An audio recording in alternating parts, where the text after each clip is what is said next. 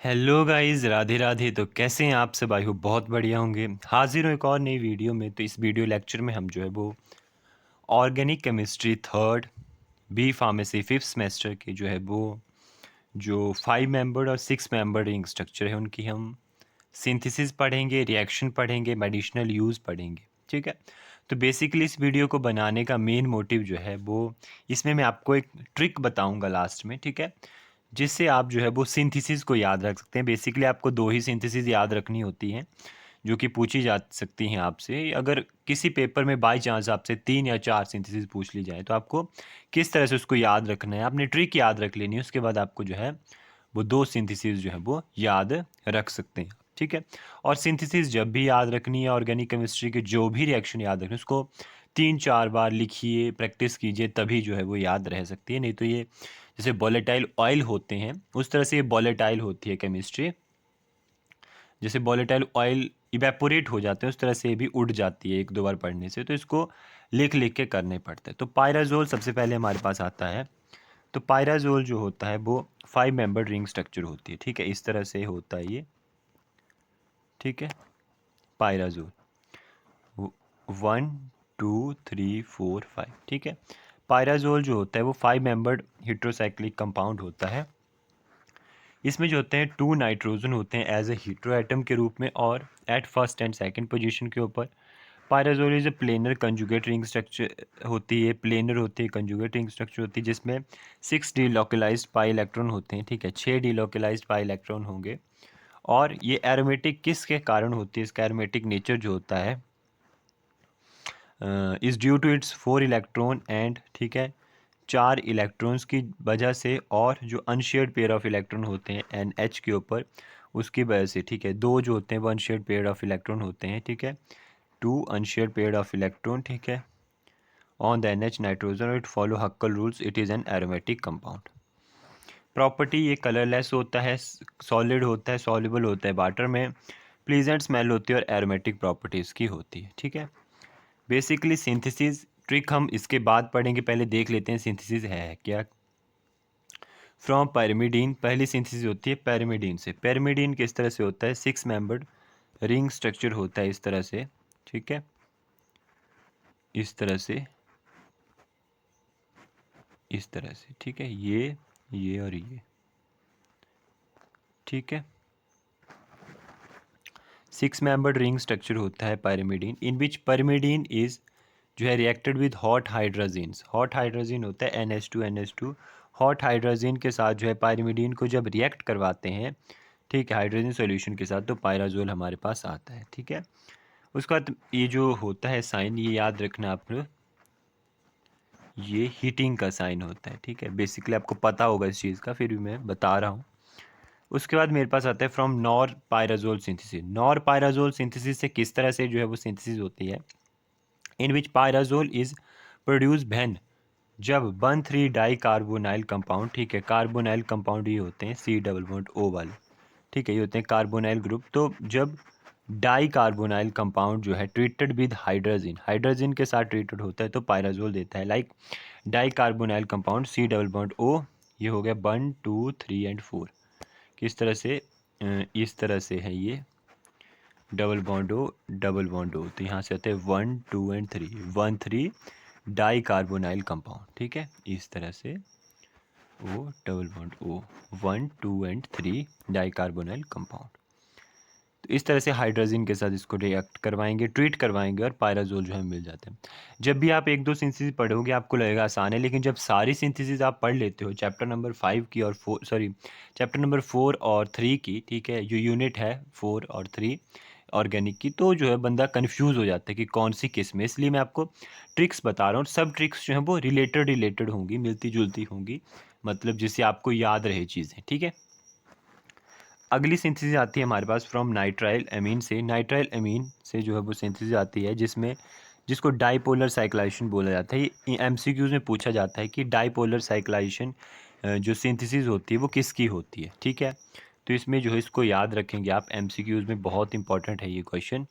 तो जिसमें dipolar cyclisation of nitrile amines की विद एल्कीन गिव पायराजोल। ठीक है, नाइट्राइल एमीन की सिंथेसिस जो है वो एल्कीन के साथ करनी है, एल्काइन के साथ, ठीक है।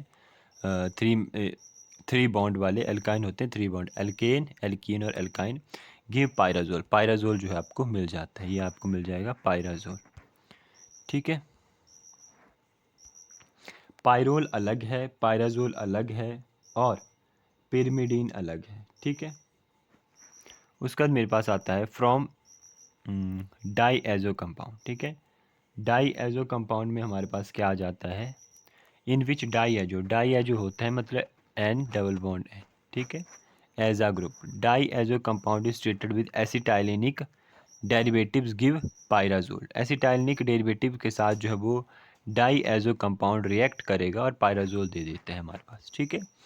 नेक्स्ट आता है, अब ये हमारे पास 4 सिंथेसिस की मैंने आपको बता दी, वैसे सिंथेसिस 1-2 और भी होंगी इसकी, लेकिन 4 जो है वो इम्पॉर्टेंट है। तो इससे आपने कैसे ट्रिक इसको याद रखना है, इसको याद रखने की ट्रिक, पिया नॉर सूप एंड डांस करने लगा, मतलब पिया नॉर सूप मतलब नॉर सूप पिया उसने और डांस करने लगा।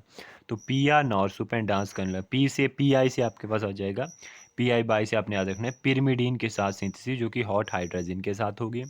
नॉर सूप में आ गया आपके पास की nor pyrrole nor pyrazole synthesis होगी, ठीक है, जिसमें जो है वो आपको जो 1,3 डाई कार्बोनाइल कंपाउंड है उसको किसके साथ ट्रीट करवाना होता है, उसको आपने जो होता है वो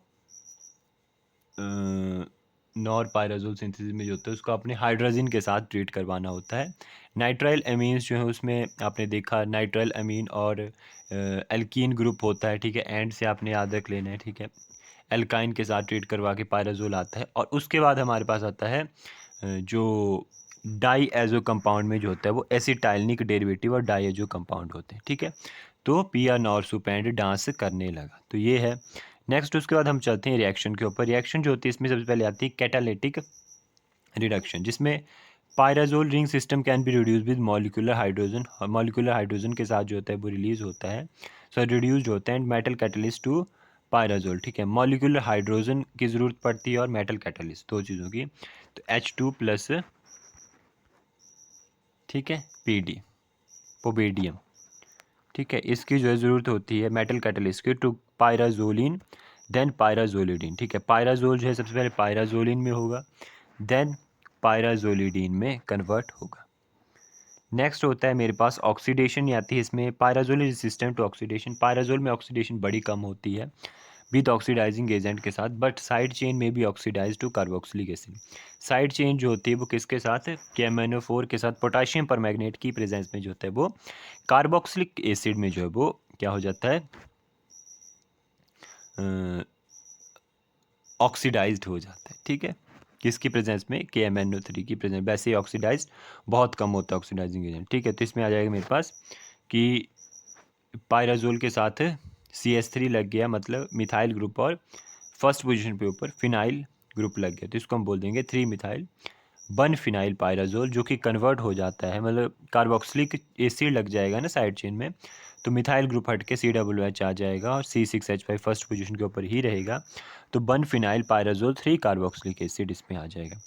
नेक्स्ट आती है हमारे पास electrophilic substitution reaction, like other aromatic compound pyrazole also undergoes electrophilic substitution reaction at position 4 के ऊपर जो होता है पायराजोल इलेक्ट्रोफिलिक सब्स्टिट्यूशन रिएक्शन के साथ जाता है।